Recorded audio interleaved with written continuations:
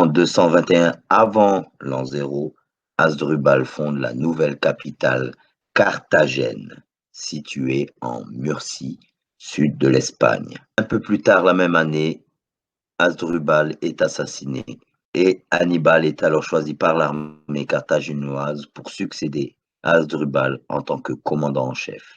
Jusqu'à la fin du printemps 218 avant l'an 0, période à laquelle il quitte Carthagène, Hannibal met sur pied une grande armée et envoie des représentants négocier son passage à travers les Pyrénées. Hannibal traverse l'Èbre avec 90 000 fantassins, 12 000 cavaliers et laisse un détachement de 10 000 fantassins et 1 000 cavaliers pour défendre l'Hispanie. Il disposerait donc de 70 000 fantassins et 10 000 cavaliers après le passage des Pyrénées. Les premières mentions des populations que, depuis la conquête arabe, nous appelions berbères remontent à l'Antiquité pharaonique. Dès l'Ancien Empire, les Égyptiens étaient en relation étroite, tantôt guerrière, tantôt pacifique, avec leurs voisins de l'Ouest, ces Lébous ou Libyens, Tehénou, Teméhou, Meswesh, divisés en de nombreuses tribus. Ces événements historiques, en particulier la tentative d'invasion du delta par Mériey en l'an 5 du règne de Minptah, 1227 ans avant l'an 0, nous ont valu des précisions, des noms de personnages, des descriptions par l'image et des hiéroglyphes qui ont valeur historique et ethnographique. L'aspect physique, l'équipement, les vêtements, les armes des Lébous nous ont été transmises avec une précision quasi photographique. Les tatouages même sont figurés. Les millénaires ont passé malgré les vicissitudes d'une histoire particulièrement riche en conquêtes, invasions et tentatives d'assimilation. Des populations du même groupe ethnique, les Berbères, subsistent dans un immense territoire qui commence à l'ouest de l'Égypte. Actuellement, des populations parlant une langue berbère habitent dans une douzaine de pays africains, de la Méditerranée au sud du Niger, de l'Atlantique au voisinage du Nil. Cette région, qui couvre le quart nord-ouest du continent, n'est pas entièrement berbérophone. Loin de là. Aujourd'hui, dans cette région, l'arabe est la langue véhiculaire, celle du commerce, de la religion, de l'État, sauf dans la marge méridionale, au Sénégal, au Tchad. Ainsi, les groupes berbérophones sont isolés, coupés les uns des autres et tendent à évoluer d'une manière divergente. Leur dimension et leur importance sont très variables. Les groupes kabyles en Algérie, brabères et chleux au Maroc représentent chacun plusieurs centaines de milliers d'individus, tandis que certains dialectes dans les oasis ne sont parlés que par quelques dizaines de personnes.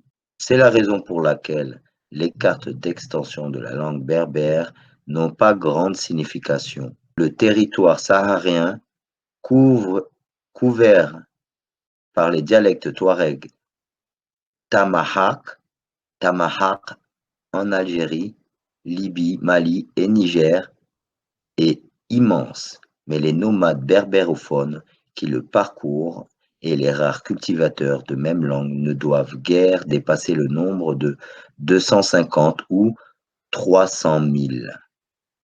Ils sont à peine plus nombreux que les habitants du Mzab, qui occupent dans le Sahara septentrional un territoire 1000 fois plus exigu. Le bloc kabyle est 10 fois plus peuplé que la région eurasienne, plus vaste, où est parlé un dialecte berbère différent.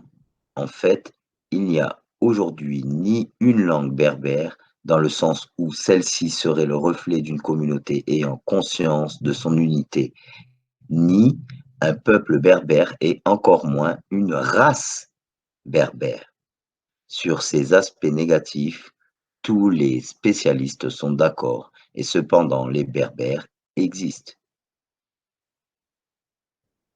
Le berbère Un berbère commun très ancien, qui n'a vraisemblablement existé que dans l'esprit des linguistes, et plus sûrement des parlers berbères plus proches entre eux que ne le sont les dialectes actuels, furent parlés dans la totalité du territoire que nous avons délimité, à l'exception du tibesti, domaine de la langue Teda, entre parenthèses, Toubou.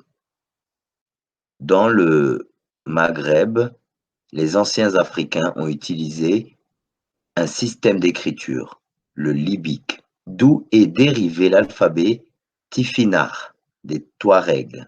Or, des inscriptions libyques et des tifinagh anciens ont été retrouvés en grand nombre dans des régions aujourd'hui totalement arabisées.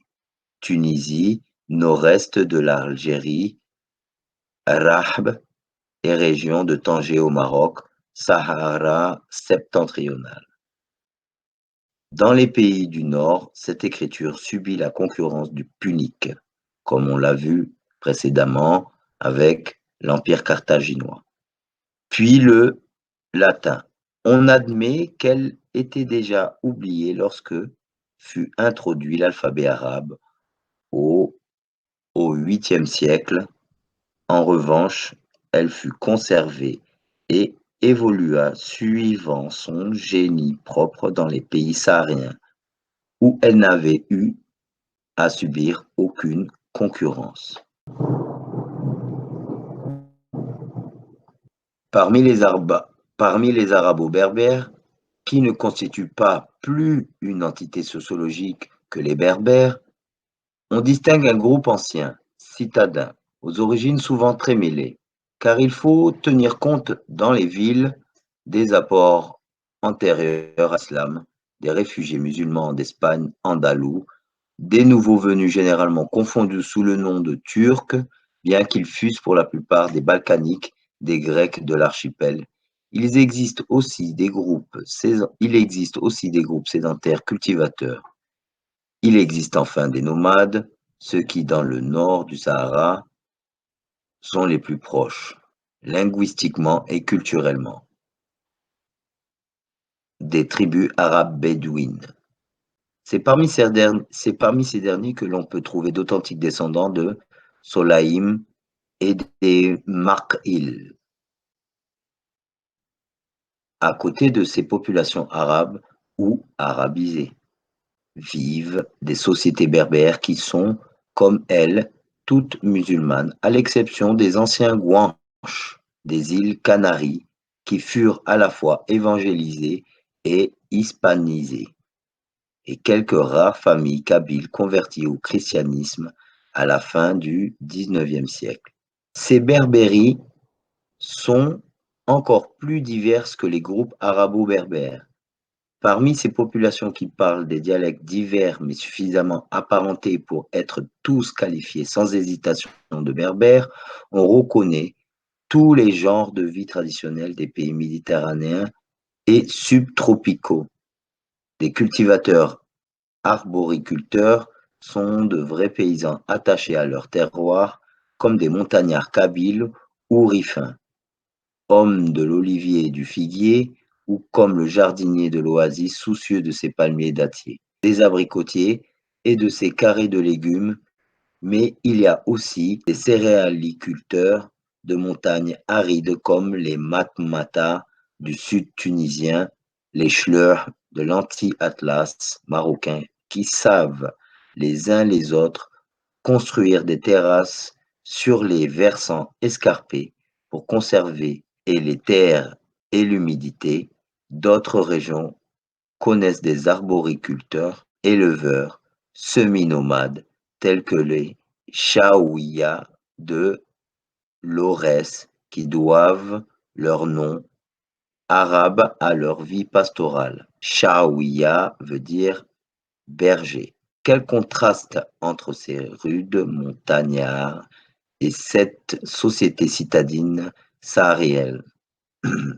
En aucun moment de leur longue histoire, les Berbères ne semblent avoir eu conscience d'une unité ethnique ou linguistique. De fait, cette unité berbère ne pourrait être trouvée que dans la somme de caractères négatifs. Et berbère, ce qui n'est pas d'origine étrangère, c'est-à-dire ce qui n'est ni punique, c'est-à-dire carthaginois, ni latin, ni vandale, ni byzantin, ni arabe, ni turc, ni européen, c'est-à-dire français, espagnol, italien. Soulevez ces différentes strates culturelles, certaines insignifiantes, d'autres d'une puissance et d'un poids considérables, et vous retrouverez le numide, le gétule, dont les descendants, avec un entêtement narquois, sous d'autres noms, sous d'autres croyances, pratiquent le même art de vivre, conservent dans l'exploitation d'une nature peu généreuse des techniques d'une étonnante permanence.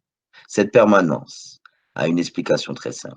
Cultivateurs et nomades berbères n'ont connu la révolution industrielle, niveleuse des coutumes et des techniques que sur une frange étroite de leur domaine. Depuis quelques décennies, cette révolution s'étend gagnant les campagnes et les déserts les plus reculés. Du même coup, les particularismes s'estompent et disparaissent ainsi des coutumes vieilles et disparaissent ainsi des coutumes plus vieilles que l'histoire.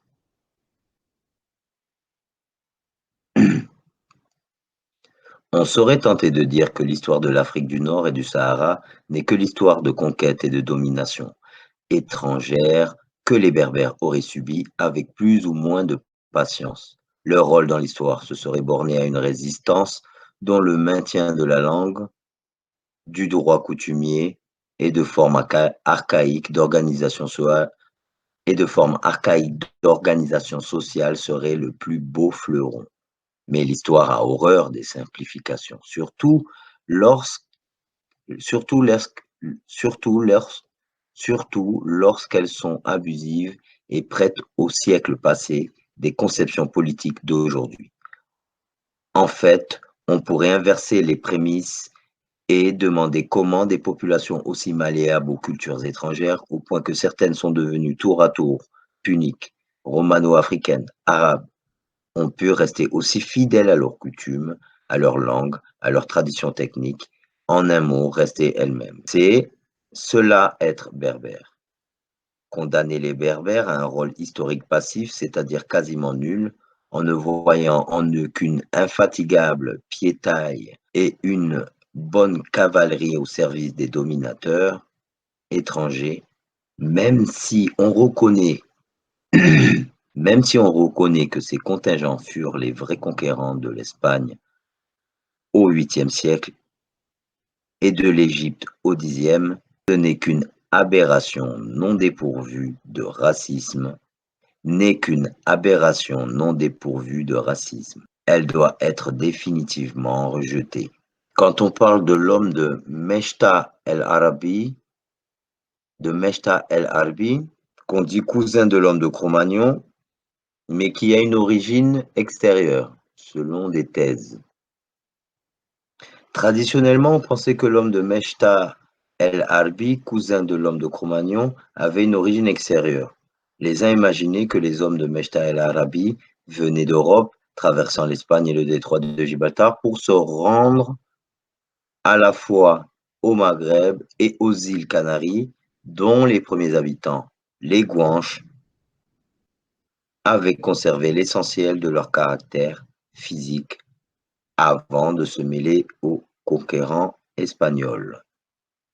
Certains ont émis la thèse d'une branche européenne qui aurait donné l'homme de Cro-Magnon et une branche africaine aurait mis en place l'homme de Mechta el-Harbi, origine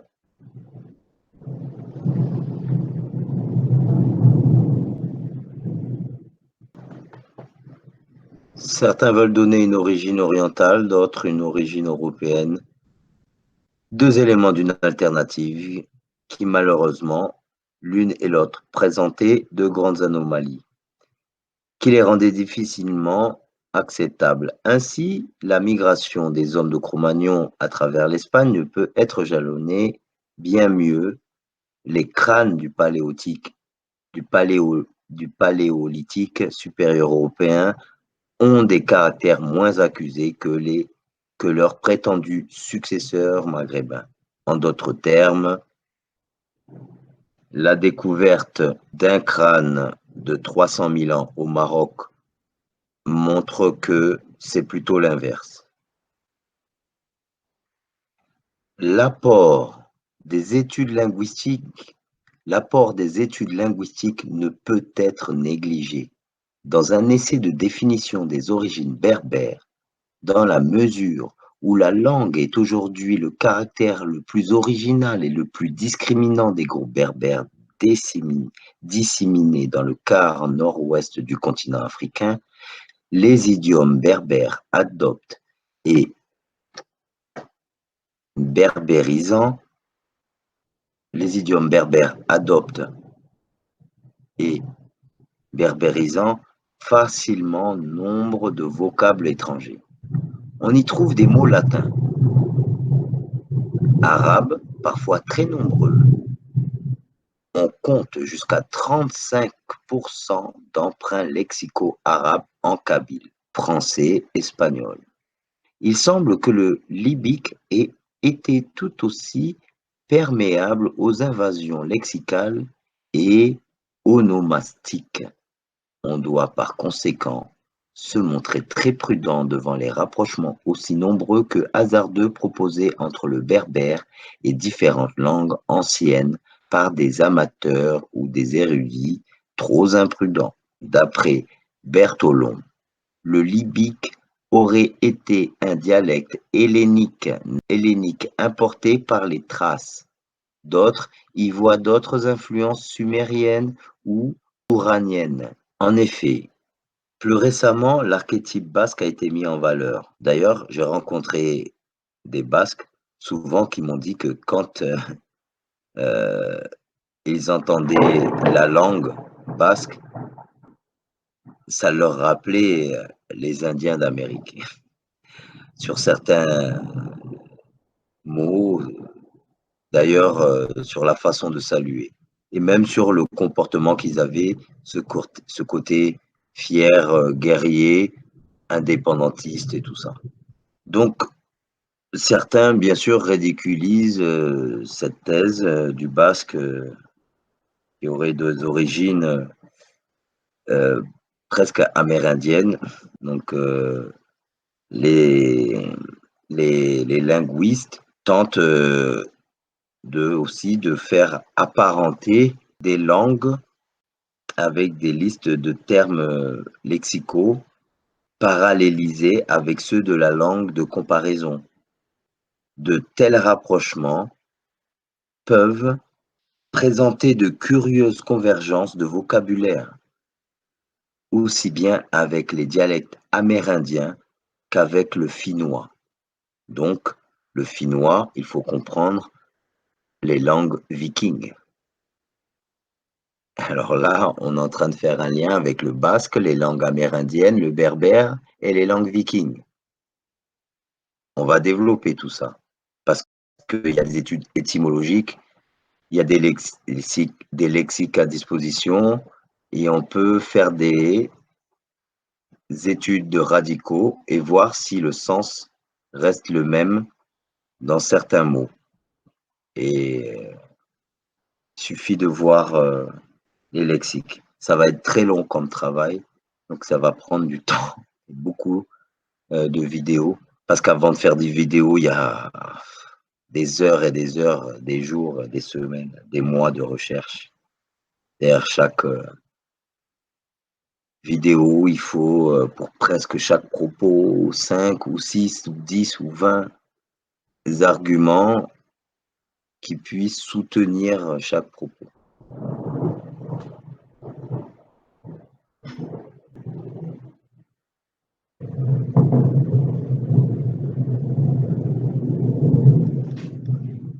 Ces parallélismes ne sont pas de simples analogies lexicales. Ils affectent la structure même des langues, comme le système verbal, la conjugaison et l'aspect trilitère des racines, bien qu'en berbère de nombreuses racines soient bilitères. Mais cet aspect est dû à une usure phonétique particulièrement forte en berbère que reconnaissent tous les spécialistes. Ce sont des phénomènes d'érosion phonétique qui, en rendant difficiles les comparaisons lexicales avec le sémitique, ont longtemps retenu les berbérisants dans une attitude isolationniste qui semble aujourd'hui dépassée. Quoi qu'il en soit, la parenté constatée à l'intérieur du groupe kamito-sémitique entre le berbère, l'égyptien et le sémitique ne peut que confirmer les données anthropologiques. Comment expliquer aussi les provinces romaines d'Afrique, qui avaient été évangélisées au même rythme que les autres provinces de l'Empire romain et qui possédaient des églises vigoureuses et étaient entièrement islamisées, alors qu'aux portes de l'Arabie ont subsisté des populations chrétiennes, coptes des pays du Nil, maronites du Liban, nestoriens et jacobites de Syrie et d'Irak. Pour répondre à ces questions, l'historien doit remonter bien au-delà de l'événement que fut la conquête arabe du 7e siècle. Cette conquête, si elle permit l'islamisation, ne fut pas cependant la cause déterminante de l'arabisation. Celle-ci, qui lui fut postérieure de plusieurs siècles et qui n'est pas encore achevée, a des raisons beaucoup plus profondes. En fait, dès la fin de l'Empire romain, nous assistons à un scénario qui en est comme l'image prophétique.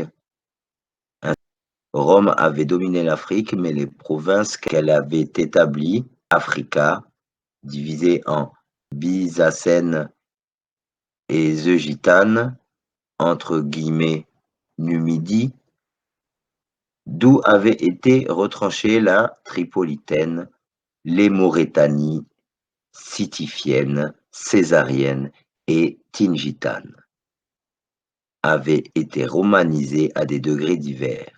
En fait, il y eut deux Afriques romaines. À l'est, la province d'Afrique et son prolongement militaire, la Numidie, était très peuplée, prospère et largement urbanisée.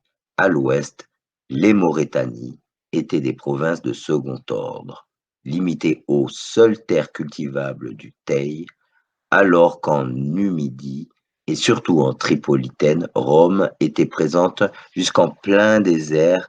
Après le 1er siècle, toutes les grandes révoltes berbères qui secouèrent l'Afrique romaine eurent pour siège les Maurétanies. Encyclopédie berbère.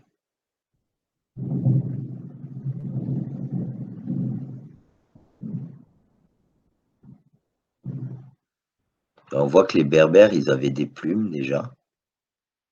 Et puis leurs cheveux, ça ressemble plus à des dreadlocks, hein, des fines dreadlocks. Alors, on voit que la peau, elle est claire, mais les tatouages qu'il y a sur eux et les peaux qu'il y a sur eux, c'est des...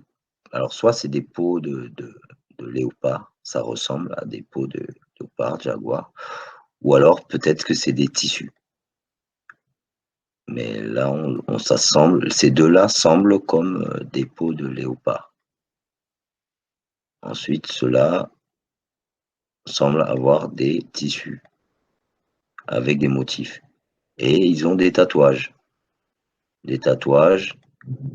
Alors, est-ce que le fait qu'ils soient pas colorés sur la peau signifie qu'ils étaient blancs? Je suis pas persuadé, puisque le type qu'il y a ici de, de cheveux et le lieu où ils habitaient peut aussi être une représentation, comme les Égyptiens se représentaient des fois en bleu, et puis ils représentaient souvent les contours, parce que c'est pas souvent la peau n'avait pas forcément, les noirs n'étaient pas forcément représentés avec tout le temps, systématiquement en noir. Alors, je dis pas qu'ils étaient noirs, mais les cheveux, on voit que c'est des cheveux qui sont soit tressés ou soit sont des fines locks, hein, on voit, et des plumes. Donc, surtout, on voit les tatouages. Alors, vous allez me dire, sur une peau qui est très brune, on va pas voir les tatouages. Alors, ils avaient peut-être un teint cuivré, c'est pas spécifié sur ce dessin, mais il y a de nombreux exemples.